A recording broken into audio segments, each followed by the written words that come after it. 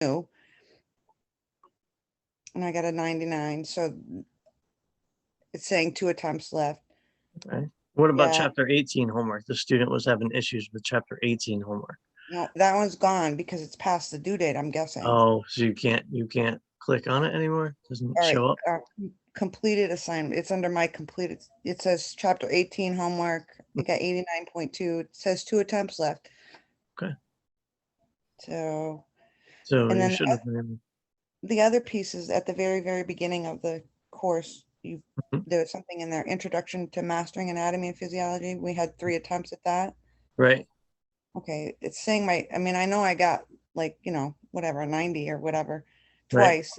It's saying best score is 0. It's like not recording a score because Hmm. it's saying it was late because it has a date of 9/1 Right. of 2021. So I didn't know if that'll. It shouldn't affect anything. Like I typically just don't even count that as an assignment because it's I think 3 questions or whatever, and it's basically just making sure that your computer settings are right in order for you to see the questions. Right. That's Right. something that Mastering A&P puts out, Pearson puts out. Okay. All right. Well, thank you for checking. I still have to get to the bottom of this for that one student because I feel bad. I don't want that one student to be, shortchanged at all either, and not be able to go back and see what they did right or wrong, Exactly. or improve their grade. So that's why I want to get to the bottom of this. Sorry about that. It's okay. That's a ringtone. Do you have any questions before we get started on the blood today then? I don't think so. Are we here what time are we here till, like 10:30, right? Yeah, I mean, I reserved the spot to 11:30, but blood typically is not a long chapter, so I don't think will be much more than an hour. Okay. Like I said, I'm recording it and I'll post it and everything. So, if you have to go, you have to go. It's not a problem. All right. All right. I don't want to interrupt you. So if that does happen, can I just use that little the little chat box over here? Sure. Yep. I'll open my chat just to make sure that I have it there. Yep. If you just touch on the screen or whatever, at the bottom of the screen, it comes up where it says participants, chat, Yep. share. Yep. Thanks. Yeah, no problem. Okay, let me share my screen and we'll get started. So we are moving on to the blood. So the next 3 chapters are all related. The blood, the heart, and the blood vessels. And typically the blood, the one we'll do today is kind of the shortest of those 3 chapters. But our next kind of unit is on those 3 chapters. We'll be tested on those together. The other thing that I need to do today is contact Greenfield Community College about the lab kits, right? Because I haven't gotten the lab kit. Last year they sent me one along with everybody else. So I want to make sure that I have a lab kit so that we can do some of these labs together. Okay, so the blood. So we start off talking about the blood, and the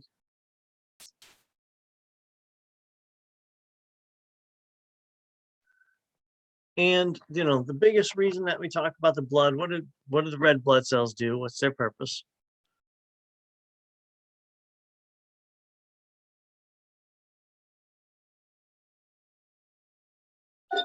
Well, the red blood cells carry oxygen around the body, right? And all of our cells need oxygen in order to make energy. So in order to get that oxygen around our body, we need red blood cells. The other part of the blood that we have to talk about are white blood cells. And white blood cells are there to defend our body against infection. So we'll have a whole chapter later on where we'll talk about the white blood cells in more depth and how they go about that, how they go about defending your body. They are a big part of this chapter as well, just in terms of structure and number and what they do. Okay. So blood and the cardiovascular system. We can't really talk about one without the other, right? Meaning that we're going to talk about the blood today, but we will also have to talk about the heart, which is the pump that's pushing the blood all around the body, and all the conducting hoses the blood vessels, so the arteries and veins that are sending the blood all around the body.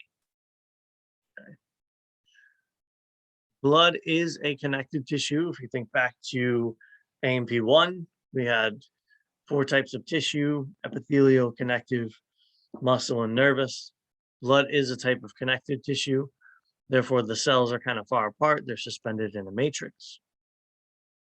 In the case of blood, the matrix is fluid. It is the only connective tissue that has a fluid matrix, meaning everything that is outside the blood is fluid, is liquid.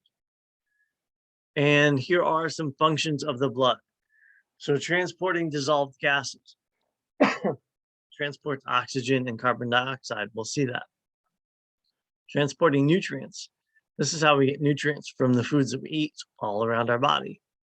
Transporting hormones. That whole last chapter that we talked about, the endocrine system, all of those hormones get into the bloodstream, and that's how they travel all throughout the body. And metabolic waste. So we'll see that there's waste products from digestion of certain foods.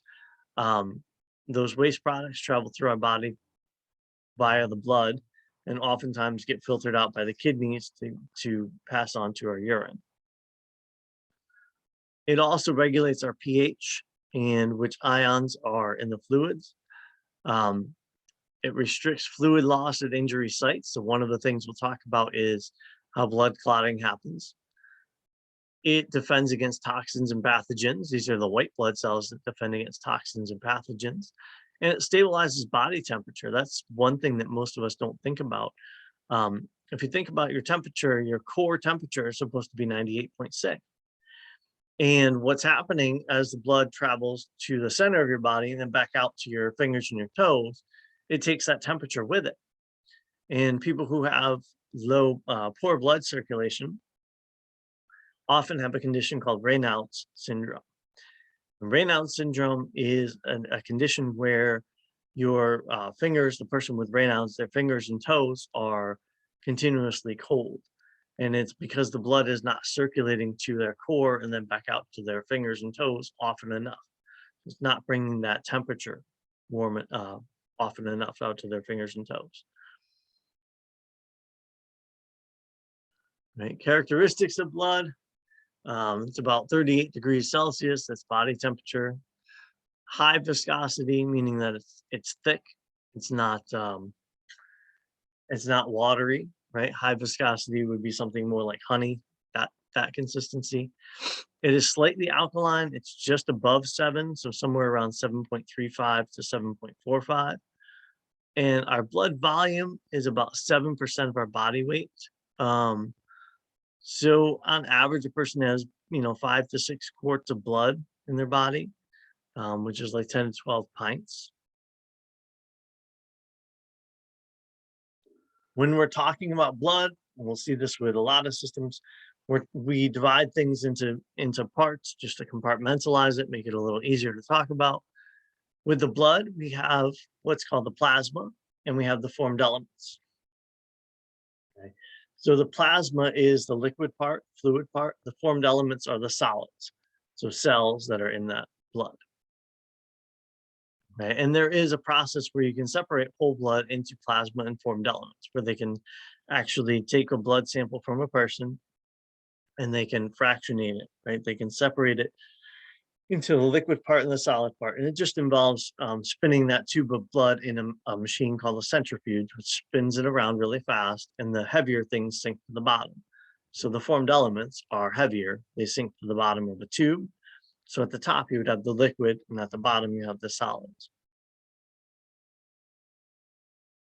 We'll start off talking about the plasma. So what's in the liquid part of the blood? Well, most of it is water, right? More than 90% of your plasma is water. So the plasma is just over half of your blood volume, right? 55% of the blood volume is plasma, meaning 45% of the volume is solids. Of that 55%, 90% of it is water. There are also some dissolved proteins and other solutes that are in there, right, that make up the other 10%. Most of it is water. It is similar to interstitial fluid. Interstitial fluid is just the fluid that is in your body outside of any vessels, right? So outside of all of your organs, that sort of thing. And it's similar because you want about the same water composition and the same amount of ions and the same amount of small solutes like salts going in and out of the capillaries. So it makes sense that it's very similar to what you find in other places in the body. Right, and here is just a sample. There's a blood sample on the left here. And on the right, they kind of label what's in there. So this tube right here, what they're doing is something called a hematocrit. And a hematocrit is something that is often done in a lab where they take a blood sample into a tube like this. Again, they spin it down in a machine called a centrifuge, which spins it really fast. And the heavier items go to the bottom of the tube. The lighter items stay at the top. And by doing that, you can see that the formed elements, right, go to the bottom, the plasma goes to the top. And so in the formed elements, you'll have red blood cells, white blood cells, and platelets. And you can actually distinguish between the red blood cells and the white blood cells.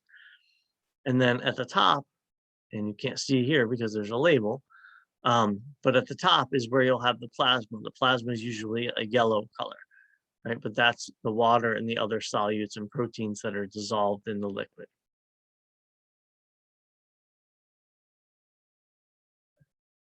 So what else is dissolved in that plasma? We said 90% of it's water, but there are other things that are dissolved there.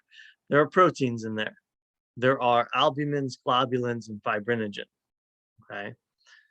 Albumins are the major contributors to plasma osmolarity. So most of the proteins that are dissolved in the plasma are albumins. Albumins are there basically just to keep the salt concentrations normalized, right? Just to keep the concentration of what goes in and out of the cells normalized. Globulins are antibodies. So when you hear about your B cells making antibodies, the actual antibodies, the things that your B cells make are proteins called globulins. And then fibrinogen is a protein that's involved in blood clotting. And so there is fibrinogen as well dissolved in the plasma. And that gets converted to a protein called fibrin, which is insoluble, which helps to develop blood clot. And we'll see that later on. Okay. Where do these plasma proteins come from? Well, most of them are made in the liver, right? All the albumins, fibrinogen, most of the globulins are made in the liver. However, the antibodies are made by plasma cells. So the antibodies are made by actual blood cells, right? And the peptide hormones, which are in this plasma protein or in these plasma proteins, are made by endocrine organs. We just went over that, right? The pituitary gland, the thyroid gland, they make these peptide hormones. So that's it for the plasma. Plasma is liquid, mostly water, some proteins. You know, the proteins are grouped into a few groups based on what they do. The other part of the blood are the formed elements. And the formed elements are the cells, right? So red blood cells, which are there for transporting oxygen and carbon dioxide. White blood cells, which are there to defend the body. And cell fragments called platelets, which are involved in blood clotting. And the process of producing formed elements is called hemopoiesis. Do you know where we produce our formed elements of our blood? You know where in the body we produce our blood cells? Bone marrow. Your bone marrow, right. Center of all your long bones is actually where you produce blood cells. So when we start talking about some of these components of the formed elements, we have to talk about platelets. They are small cell fragments, right? They're pieces of cells. They contain enzymes and other substances that are important for clotting, right? White blood cells, there are the 5 different types of white blood cells. They all play slightly different roles in defending your body against infections. And red blood cells, that's what typical red blood cells look like. They are there for transporting oxygen and a little bit of carbon dioxide, but not as much. right? So we'll start off with red blood cells. Red blood cells are also called erythrocytes, and they make up 99.9% of the formed elements. If you are to take a sample of blood, a small sample of blood from somebody and put it on a microscope slide and look at it, most of what you'll see are red blood cells. Every once in a while, you'll see a white blood cell or a platelet, but most of what you see are red blood cells. There are most of your blood cells are red blood cells, 99.9% of them. They contain hemoglobin. Hemoglobin's a protein. It's a red pigment, right? So it's what gives blood its red color. And this is the protein that binds and transports oxygen and carbon dioxide. So you've got red blood cells, which are bound to hemoglobin, which actually binds to iron, and iron binds to oxygen and carbon dioxide. Right. There is a normal red blood cell count, so they can do various tests on you. They can, again, draw blood from you, and they take a small sample, and they can kind of estimate the number of red blood cells in that sample, and then they multiply out. They say, okay, well, if this is, this amount of your blood, we multiply this number. And there's a range of normal red blood cell counts per male and per female. It's always larger in the male. The normal number, or the average number, I should say, is always larger in the male. Why do you think that is? Why do you think there's more red blood cells in a male than a female on Probably average? size and muscle mass, bones are probably bigger. Exactly. Size, muscle mass, bones, right? The males are usually larger and have more of the muscle mass. They have larger bones. So they have a need for more red blood cells to carry more oxygen to those cells. The hematocrit we talked about before, this is where you take a sample of blood in a tube and you spin it in a centrifuge, and the heavier elements sink to the bottom of the tube. And from that, you can kind of gauge how many red blood cells you have, or what percentage of your cells are red blood cells. Again, about 46% in males is normal, about 42% in females is normal. The structure of them, they're called biconcave discs. So they look like donuts, but the hole isn't quite pushed all the way through, right? It's just like an indentation in the middle. And it's actually ideal for carrying oxygen, right? It's ideal for binding to many different many copies of hemoglobin, and therefore many copies of oxygen. I actually have a question when you're Sure. on this slide. Well, it's not really a question. I just want to note something. So when somebody has sickle cell, they're shaped they're shaped completely different, right? They're like squished down in certain places, and that's why those people get so sick. Right. So sickle cell anemia it's actually caused by a genetic change, a genetic mutation, and the red blood cells, instead of being this round shape, they're shaped like a sickle, right? So they're shaped kind of like a crescent moon. And what happens is they're not very good at binding to oxygen, and they're not very good at fitting through our capillaries. And so people with sickle cell anemia aren't getting as much oxygen around their body. And that's why, if they're a carrier of sickle cell anemia, oftentimes they're tired a lot, right? They have lethargy. They don't have enough oxygen to make the energy that they need. Absolutely. They have pain as well, correct? Yes, they have a lot of pain as well. And again, it's just because the blood isn't getting through those capillaries, and so you're not getting oxygen to the tissues to try to repair any of the damaged tissues that are there. Absolutely. And so this is a typical blood smear.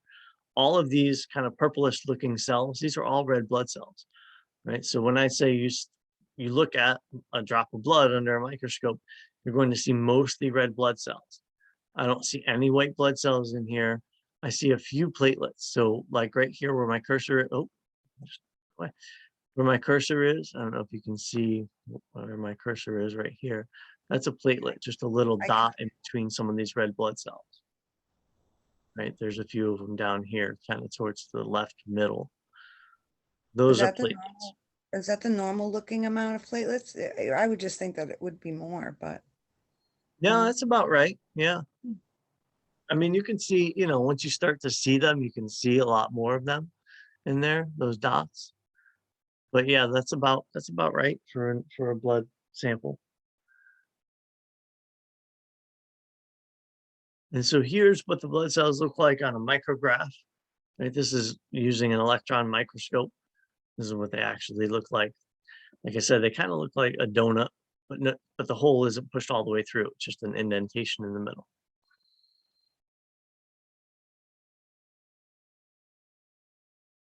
Okay. Important effects of red blood cell structure on function. So they have a large surface area to volume ratio, which just allows them to bind to a lot of oxygen.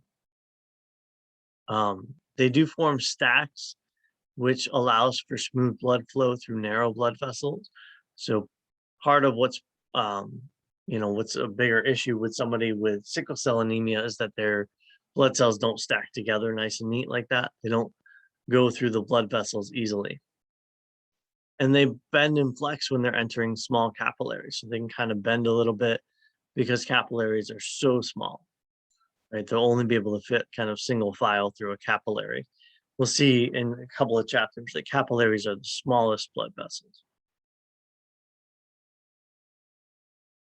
So here are some blood vessels in a capillary.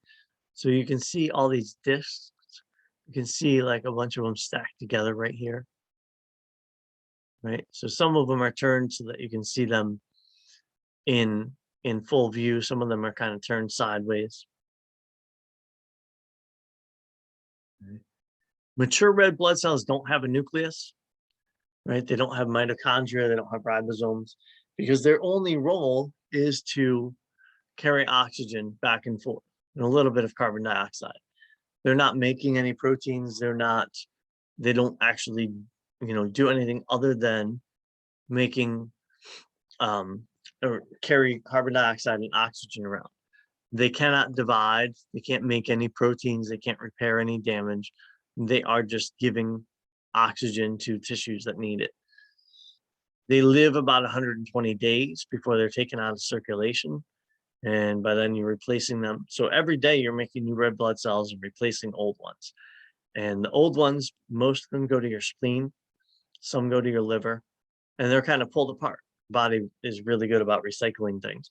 So they're pulled apart and your body can recycle some of the pieces.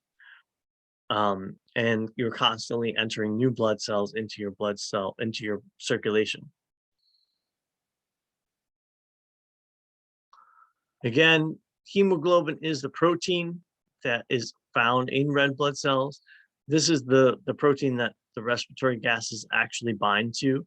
So oxygen and carbon dioxide actually bind to hemoglobin, which is bound to the red blood cell. Right? And hemoglobin can be measured, right? Again, there's usually slightly higher amounts of hemoglobin in males than females, just because of the size of the average male and the average female. There's usually more in the average male. Hemoglobin is a complex structure. It's 4 protein subunits bound together. So there's 2 alpha chains and 2 beta chains, and all 4 of them bind together. And each one of these groups of 4 can contain one iron ion. And the iron actually interacts with oxygen. Right? So you have red blood cells which have hemoglobin. The hemoglobin binds to iron, the iron binds to oxygen. And so here is a hemoglobin molecule. You can see the 4 chains. If you look closely here, the alpha chains are kind of this darker blue color, and the beta chains are kind of a teal blue color on here. And you can see that right at the middle of those, and they show this over here, is where the iron is, right? Fe is iron. And so that's where an oxygen can bind.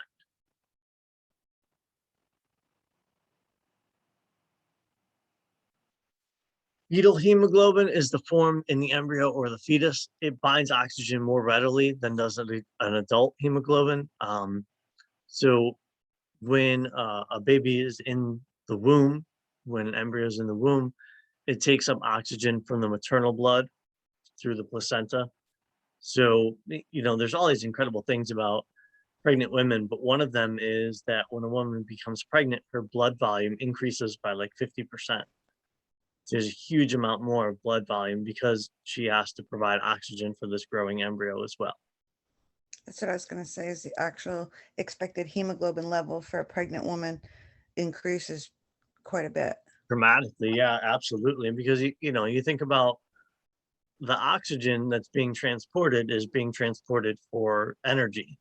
And that embryo growing into a fetus is using a ton of energy, right? Because it's growing everything. It's growing all of its bones and muscles and all of its structures. And so it has to use a ton of oxygen. And it's getting that oxygen from the mother. It's the same reason, why pregnant women are hungry a lot. Their appetite increases because they need a lot more calories. They're expending all these calories, not just for their own body, but now they're literally growing another person inside of them, and that they need to have enough energy and enough calories to do that. So hemoglobin, each red blood cell contains about 280 million hemoglobin molecules. So each red blood cell can carry over 1 billion molecules of oxygen, right? Each hemoglobin can carry 4 oxygen. So by that math, each red blood cell can carry over 1 billion molecules of oxygen, which is, it's, too high of a number for us to really comprehend. 1 billion is 1,000 million. No, 1 billion is 1 million, which is crazy, right? We think if you're a millionaire, you have a lot of money. If you have 1 million times that, think about how big that is, how big 1 billion is. In the peripheral capillaries, there's low amounts of oxygen. So peripheral capillaries are the ones that are farther away from your heart, right? They're in your arms and your legs. They're farther away from your heart. Oxygen is low, so these red blood cells release oxygen, right? They're giving oxygen up to those tissues that are far away from the heart, and they're binding CO2. Then they're traveling back to the lungs. And in the lungs, oxygen is high because that's where we're breathing in oxygen. So in the lungs, it releases CO2 and it binds oxygen. It's just a shuttling mechanism. That's it. Red blood cell goes to the lungs, picks up oxygen and drops off carbon dioxide. Then it goes to some tissue in the body. It drops off the oxygen, picks up carbon dioxide, shuttles back to the lungs, and it just keeps doing that over and over again for a matter of like about 4 months. Anemia, right? Anemia is something that you hear about a lot. A lot of people, you probably know a lot of people that have anemia. Anemia results when the hematocrit or the hemoglobin content of red blood cells is reduced. So what anemia actually means, we always think of it as iron deficiency. What it actually means is that you have a low number of red blood cells or a low amount of hemoglobin. One of the reasons that can happen is if you have an iron deficiency. Remember, hemoglobin binds to iron, which binds to oxygen. So if you have low iron numbers, you're not going to be able to bind as much oxygen, and you're going to be anemic. You're not getting enough oxygen delivered to your tissues. But that's only one way anemia can happen, right? Anemia just literally is the result of having not enough oxygen carrying capacity, right? And so as far as red blood cell turnover, like I said, we are constantly making new red blood cells. About 1% of the ones that are circulating are replaced every day, which means about 3 million new red blood cells enter the bloodstream every second.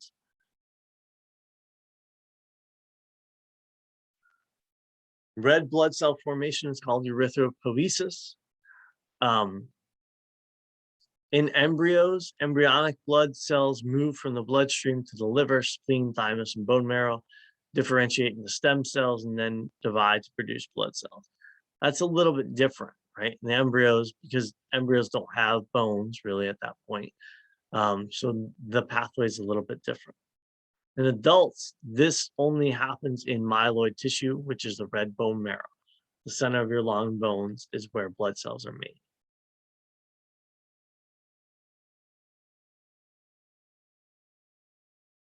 Hemocystoblasts, also called hematopoietic stem cells, are the stem cells in the myeloid tissue that divide to produce blood cells. So these are stem cells that are found in our long bones as adults. And all that means is that they haven't gotten all the signals to be a particular cell. So they're going to be some kind of red blood cell or white blood cell, right? But remember, there's red blood cells and there's 5 different types of white blood cells and there's platelets. So that's like 7 different options that they can still be. So these cells that are in our bone marrow can still get the signals to become any of those 7 different options, right? If they are myeloid stem cells, there are 6 different options. If they're lymphoid stem cells, they can really only become lymphocytes, which is a particular type of white blood cell.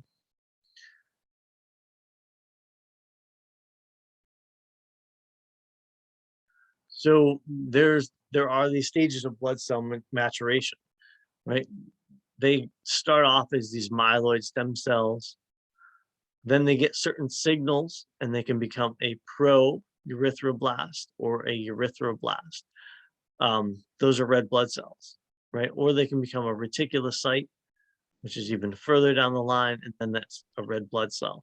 So from these myeloid stem cells to get to these red blood cells, there are at least 3 different stages in between that. There's at least 3 different sets of signals to get from stem cell to red blood cell. Okay, and that's what this is showing here.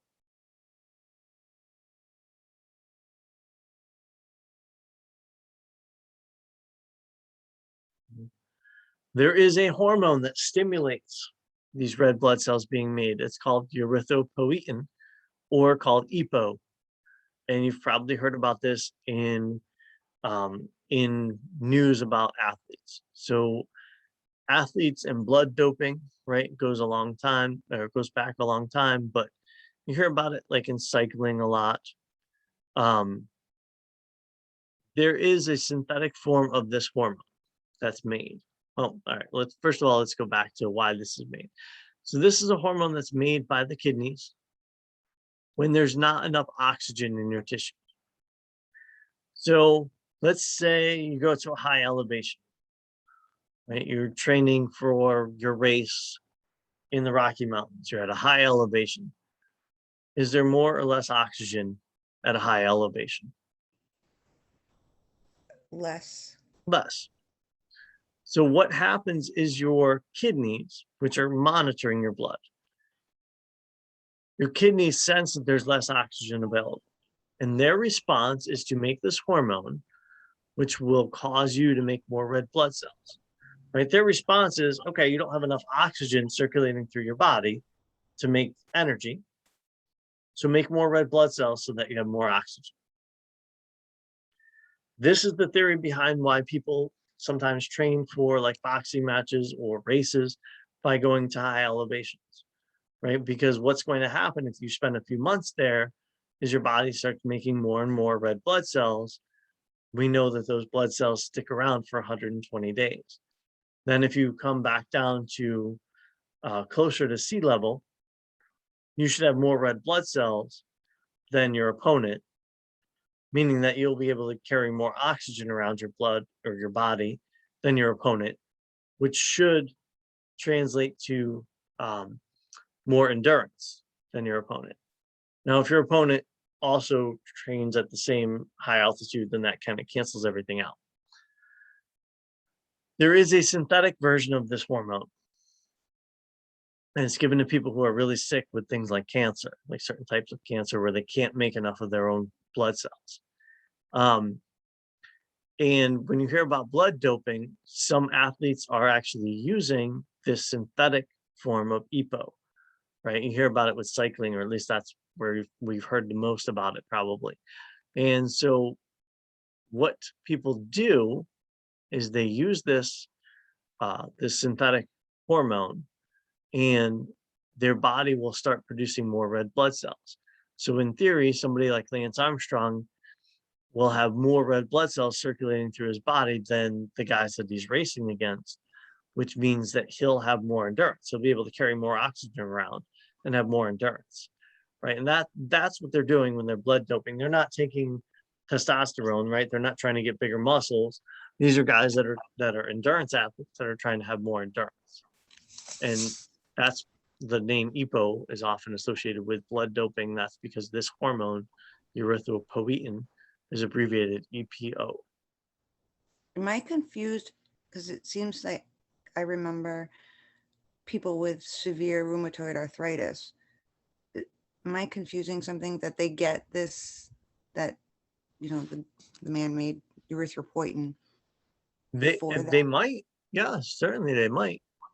I That don't almost know. makes I don't know enough about that diagnosis or those treatments, but they certainly might. I mean, it is a drug that's out there, right? And it's out there for a reason because there are patients that need it. But like anything else, if it falls into the wrong hands, people will misuse it. Just like there's people out there that are legitimately prescribed growth hormone or testosterone for different conditions, and plenty of athletes misuse that. So it could very well be.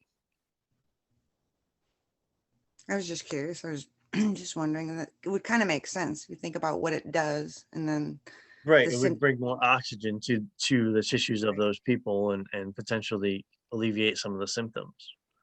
and the pain, maybe. Yeah, it makes sense.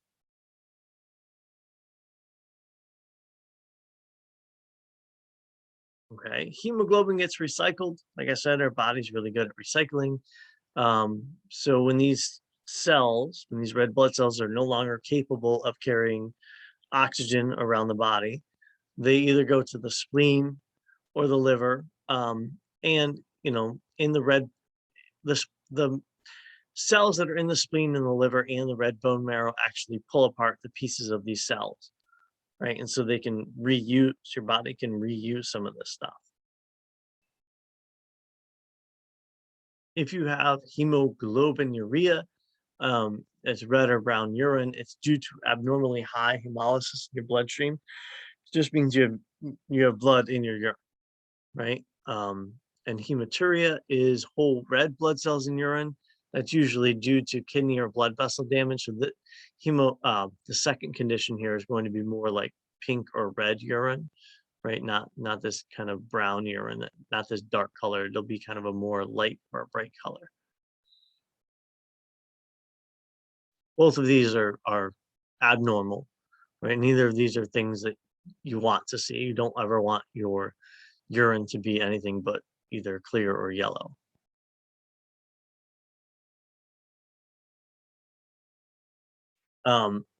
When hemoglobin's recycled, iron is removed from each heme unit, which forms biliverdin, which is converted to bilirubin by the liver, and then it's excreted by the liver in bile.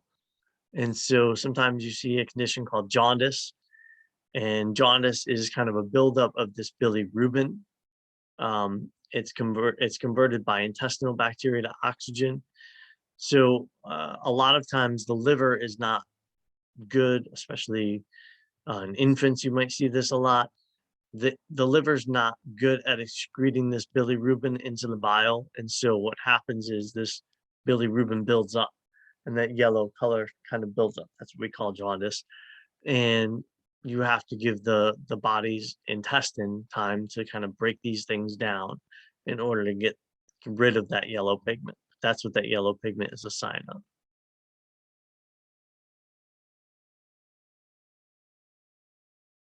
The iron is recycled, right? And it's actually it's removed from the heme, and it's bound to transferrin, and so then is developing the new red blood cells that are in the bone marrow, absorb this transferrin and use that to synthesize more hemoglobin. So the iron gets recycled. A lot of these things get recycled.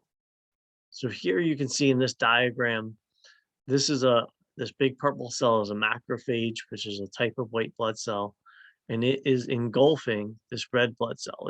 It's eating it, right? And inside the macrophage, it's kind of pulling apart this red blood cell, and it's sending the iron. Fe is iron. It's sending that to the bloodstream, right? And it's also breaking down, once the iron has left the heme, it becomes biliverdin and bilirubin, and hopefully that is bound to albumin, and your body gets rid of that. So this is just showing how the macrophage takes in the blood cell that's no longer carrying oxygen anymore, and how it pulls apart all the parts of it. And then kind of the continuation of this picture, the iron ends up getting transported into the bone marrow, where new blood cells are being made. And so they can pick up that iron, right? So that they have iron on them, and they can go and transport oxygen around the body and go into the bloodstream. Right? The bilirubin gets sent to the liver and ultimately sent through the duct that this is the gallbladder, through the duct that the gallbladder sends things through. So it's excreted in your bile through your large intestine. And there are other bacteria in your large intestine that help you break down the bilirubin.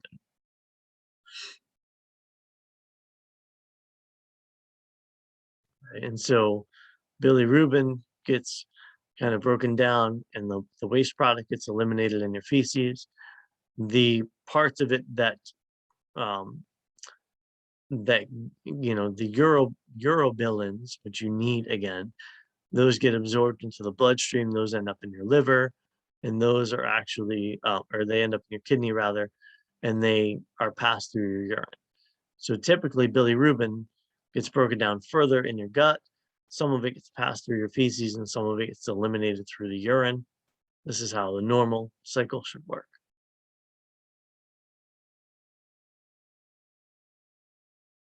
Okay. Then we get into blood types. So usually this is one of the most confusing parts for students. Blood types, right? If we don't think about positive or negatives or anything else, we know that people can be type A, type B, type AB, or type O, right? That's pretty much how it goes. 4 blood types that exist. We're not talking about anything. We're not talking about pluses or minuses or any of that stuff yet. Those are based on surface antigens of red blood cells. So these red blood cells have little markers, little proteins on the outside of them. And some blood cells have an A, some blood cells have a B, some people's blood cells have an A and a B, and some people's blood cells don't have any markers on the outside. Now, these markers, these antigens, are there so that your immune system can recognize your own blood cells versus somebody else's, right? So, like I have type A blood. So all of my red blood cells have the type A antigen on them. So my immune system knows that, and it leaves that alone. But if my immune system sees a red blood cell with the type B antigen on it, it's going to attack it because it's going to say that shouldn't be there.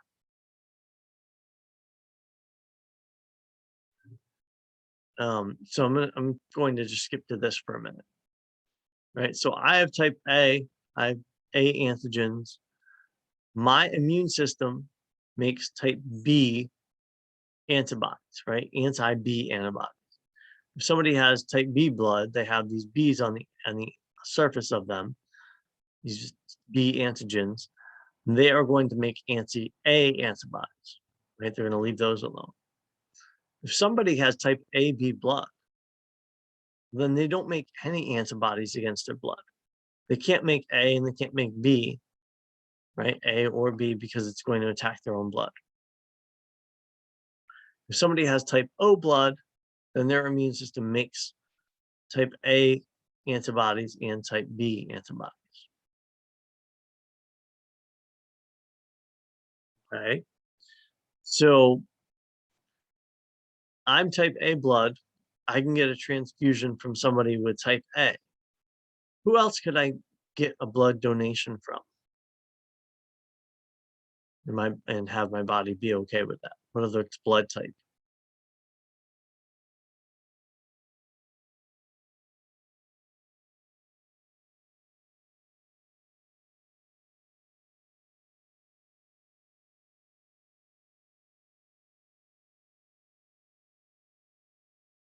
So which blood type does not have the type B antigen on it? Right, the only one left is type O. So I'm type A blood. I can get blood donation from somebody who's type A or from somebody who's type O. If somebody's type B blood, they can get a blood donation from somebody's type B or type O. If somebody has type AB blood, they can get a donation from somebody who's type AB or somebody who's type A or somebody who's type B or somebody who's type O. They don't make any of those antibodies. And if somebody is type O blood, they can only receive blood from somebody who's type O. So what you'll notice about that is somebody who's type O blood can donate to anybody, right? Hospitals want type O blood. If you get your blood typed and it's type O, that's what hospitals want on hand. Because realistically, if somebody comes into the emergency room and there's an accident or something like that and they need a blood transfusion, many times the hospital is not going to know what their blood type is, right? But they can be fairly confident if they give the person type O blood, that the person will be okay. So they like to have type O blood on hand. And type O is actually not that uncommon. O and A are the most common in America, as far as the population goes. Type AB is the least common type of blood. Type AB can get a blood transfusion from anybody. They can get a blood donation from any of these other blood types, right? So AB is the universal recipient. They can receive blood from anybody. Type O is the universal donor. They can donate blood to anybody. I'm just going to go back a couple of steps. So now we know about A, B, and O, but we often hear these negatives and positives, right? We hear, oh, I'm type A negative or I'm type A positive. The negative and the positive has to do with something called the Rh factor. It's just another antigen, right? So the red blood cells don't have just those A's and B's on them. They have other antigens on them. Some people's red blood cells have the Rh antigen on them. Some people's don't. If you have the Rh antigen, you are Rh positive. So you're A positive or B positive or O positive. If you have the Rh negative, you are negative. A negative, B negative, AB negative, O negative. That's all that means. So if you're positive, then it just means that you have that second antigen. If you're negative, it means that you don't. Sometimes those surface antigens that are on the red blood cells, they're called the agglutinogens. And the reason is because what happens with the antibodies is that the antibodies will bind to these antigens and they'll cause a clump, right? And that clump is called agglutination. And so those antigens really only exist so that the antibodies can clump up the red blood cells if somebody has red blood cells with the incorrect antigen on them.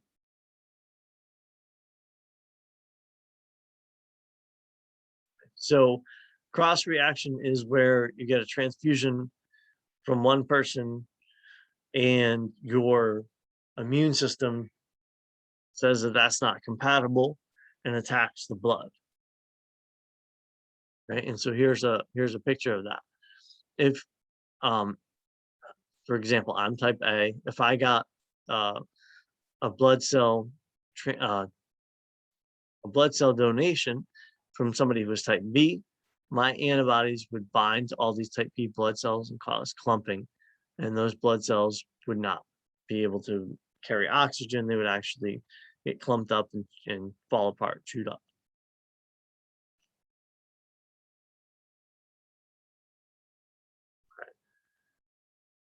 So I'm going to kind of skip ahead because I know that I'm running short on time here and I want to be conscious of that.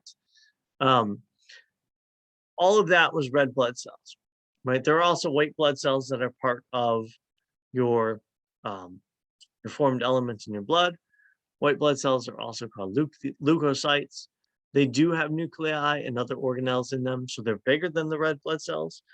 Remember, mature red blood cells kick all that other stuff out. Their only purpose is to carry oxygen back and forth. They don't have hemoglobin, right? They don't have to be carrying oxygen around, so they don't have hemoglobin. And they defend the body against pathogens. Are the white blood cells the ones, like if somebody has an autoimmune disorder, that's where the white blood cells attack themselves, basically, right? Right, exactly. The white blood cells attack anything that looks foreign. And so if somebody has an autoimmune disease, their white blood cells are attacking their own cells, right? They're not recognizing their own cells as their own. They're recognizing them as something else and they're attacking them. Most white blood cells are in your connective tissue. A lot of them are in these different tissues and they're roaming around. I think of them like Pac-Man chewing up things that don't belong. There are a small fraction of them that circulate in the blood. Many of them get out of the bloodstream and they're in different tissues. There are far fewer white blood cells in the blood than red blood cells. Okay, so when you look at what we call a blood smear, when you look at a sample of blood cells, there'll be far fewer white blood cells than red blood cells. All of these can migrate out of the bloodstream. They are all capable of moving like an amoeba, right? So they can kind of crawl along. They are all attracted to certain chemical stimuli. And some are phagocytic, right? So some are like Pac-Man, they can chew things up that don't belong. There are 5 types of white blood cells: neutrophils, eosinophils, basophils, monocytes, lymphocytes. Of those 5 types, you can categorize those 5 types into 2 big groups, right? The 2 big groups are, why they don't do it this way? The 2 big groups, I'll go back to this one. The 2 big groups are granulocytes and agranulocytes, and they're just based on whether they look like they have granules in their cytoplasm or not.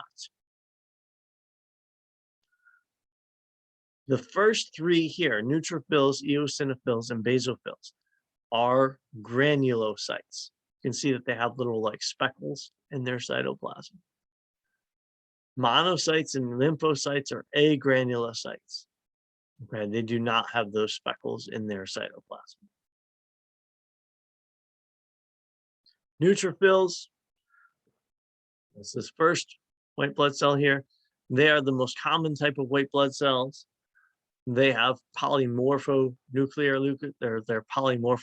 leukocytes, meaning they have a nucleus that's like can change shape and it has many different shapes. It's not just a round nucleus. This accounts for most of the white blood cells. They have pale granules, right? They're agranulocytes. They basically go around chewing things up that don't belong. They have lysosomal enzymes, which are enzymes that degrade things that don't belong. They can actually kill certain bacteria compounds by doing that. They're very active. They are phagocytic, sorry. So they chew up things that don't belong.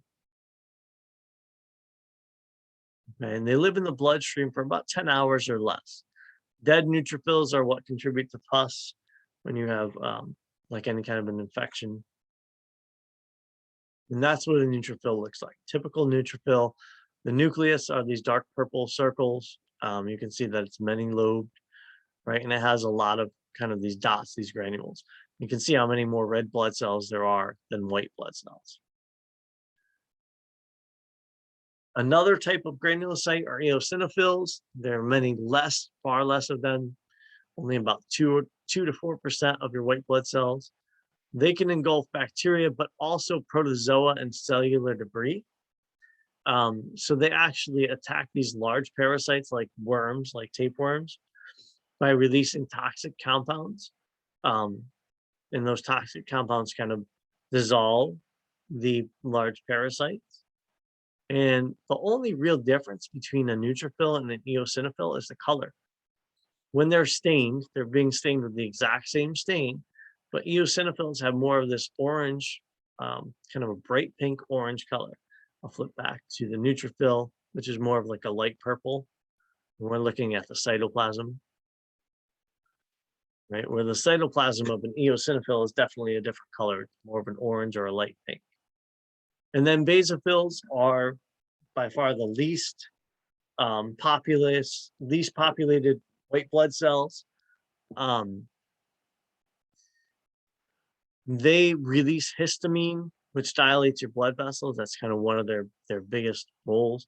They also release heparin, which prevents blood clotting, which allows blood to get to a site of infection easier.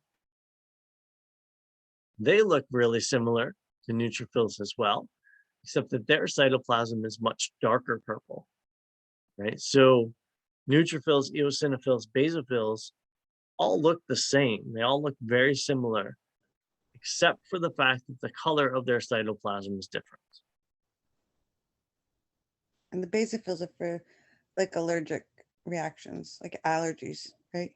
Yep, you see a lot of basophils with allergic reactions. So they're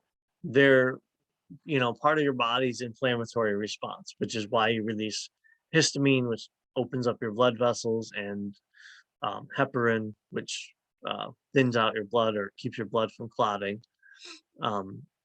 So yes, you see those a lot with people who have a lot of allergies.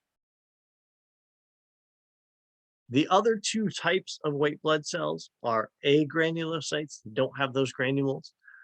And one of those is monocytes. Okay. Monocytes typically stay in the bloodstream for about a day, about 24 hours. Then they migrate into tissues to become macrophages. Macrophages are, as the name suggests, macro, they're big.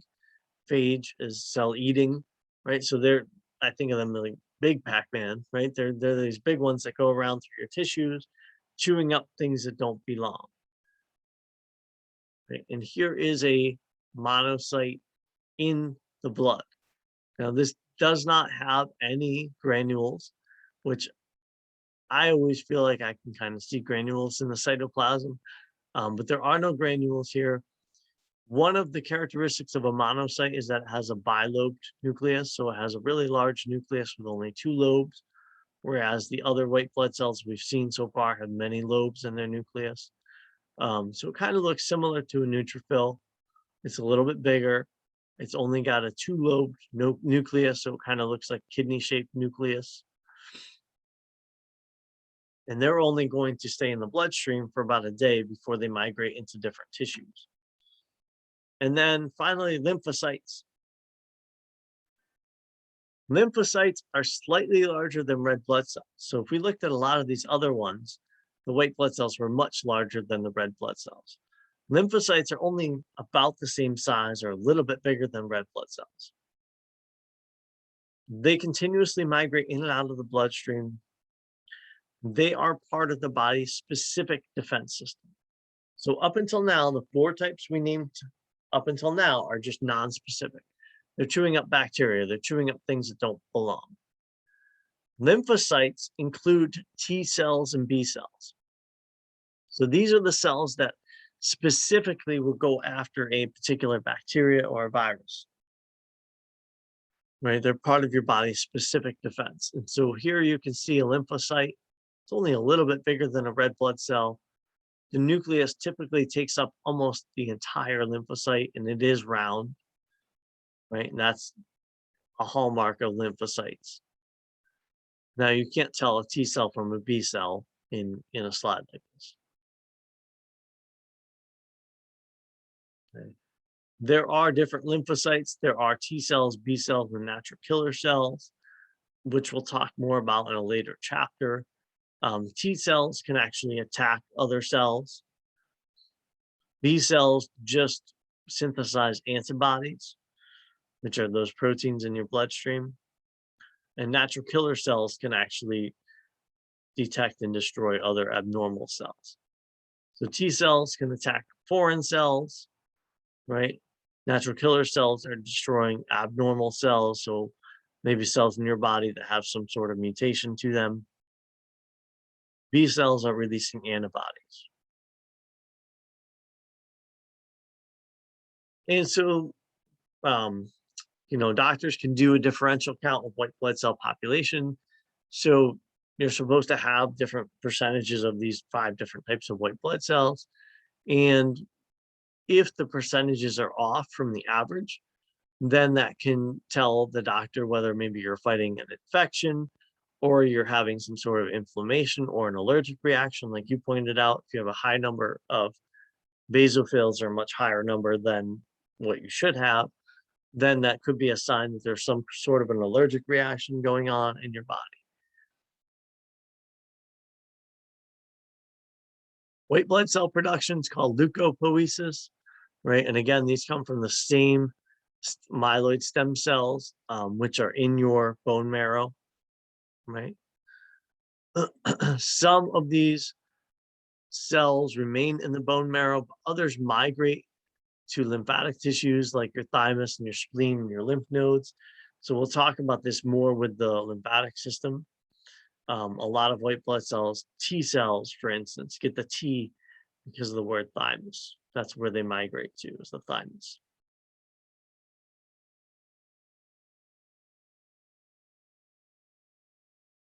And then there are hormones that stimulate white blood cell populations. Multi-CFS accelerate production of granulocytes, monocytes, platelets, and red blood cells. So that's why it's multi. GM stands for granulocyte and monocyte. M stands for just monocyte production. Right? And so here again is just showing that from your bone marrow, you have these stem cells that can differentiate into all these different things. Red blood cells, all these different types of white blood cells. This one type, lymphocytes, are a little bit different, right? That branches off much earlier. But these myeloid stem cells can become the other 4 types of white blood cells, or red blood cells, or platelets.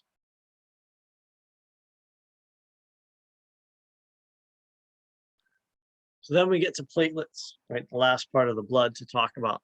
These are also part of the formed elements. They are cell fragments, right? They only circulate for 9 to 12 days in the body before they are removed by phagocytes, right? They're chewed up.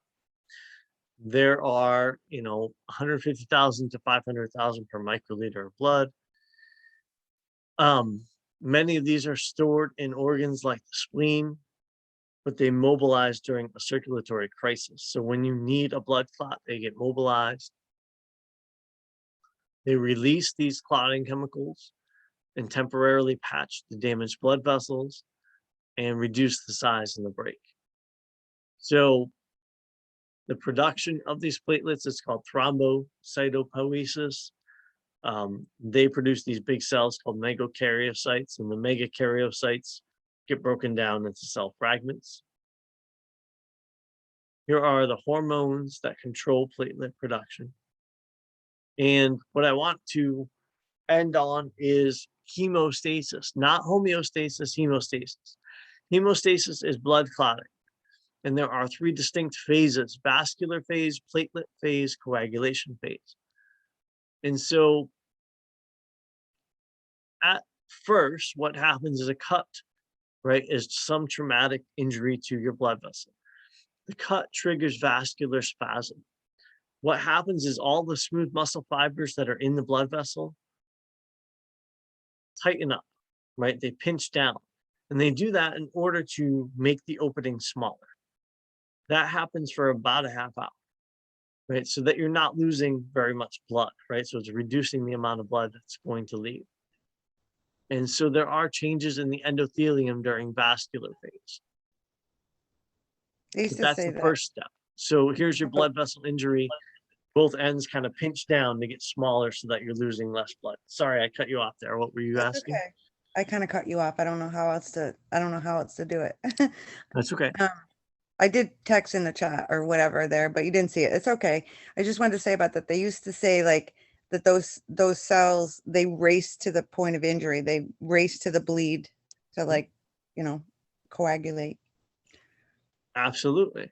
Absolutely. So that's what we'll see as this as the second part of the phase, your body's going to race blood cells to the site of the injury to try to repair it, right? So the very first thing that happens is you kind of narrow down where that cut took place so that you don't lose as much blood. And then you're right, the second part, the platelet phase, the platelets actually stick to the cell surfaces and they stick to each other. And so what happens is you form this kind of little plug, right? And so your body is rushing blood to this area. This is inside the muscle, inside the blood vessel, and the platelets are kind of all sticking together where that injury occurred, kind of forming a plug there. And so as you're forming that plug, your body's rushing more and more red blood cells to that area, or more and more blood cells to that area to try to repair any damaged tissue, try to prevent any bacteria from entering the body, all that sort of thing. So first is vascular spasm, second is the platelet phase, and then third is coagulation phase. That's actually blood clotting. And there's a bunch of biochemical reactions where clotting factors get triggered, right? They get cleaved. You have a clotting factor that's a certain size and you cut part of it off and it does something different. And it goes through all these different activators. The bottom line is that you end up eventually cleaving fibrinogen to fibrin. Fibrinogen is one of those plasma proteins that's in your blood, right? You cleave off the ogin part and it becomes fibrin. And fibrin forms a thread-like mesh covering of this platelet plug. So here you can see on a micrograph all these kind of yellow or white threads that are covering that platelet plug that are keeping the red blood cells in there. That's the third step of this platelet or of this blood clotting reaction. That's the third step. So that's like a scab, exactly. So you would have threads of this fibrin, which is just a protein, going over that area, and then eventually new skin cells, right, would cover that up because our skin is dividing all the time. Our skin cells are dividing all the time. And so eventually within a week or two, you have new skin cells covering that up. Okay. So thrombin is generated in a common pathway. So there's one of the things I skipped past here is there's an intrinsic pathway and an extrinsic pathway. It's a little bit different. The two pathways end up converging, right? Here's your extrinsic pathway here on the left and your intrinsic pathway here. All that means is the way that this happens when you damage a blood vessel from the outside happens differently than if you damage a blood vessel from the inside, like through high blood pressure or an aneurysm. It still leads to the same clotting, right? But there's kind of a different series of factors that are involved. Right? And so that's where I'm going to end for today. Sorry, I went kind of fast there at the end, but I think I took too much time at the beginning. What kind of questions do you have for me, Allison? I think I'm okay on the topic. Okay, good. I've been through the book and I've done the homework. Okay. And the quiz, so good. I'm okay with it. And I hate to go back to it, but I did check. Where can I find the score for the test? It should be in Moodle. Like under if you go to the grades.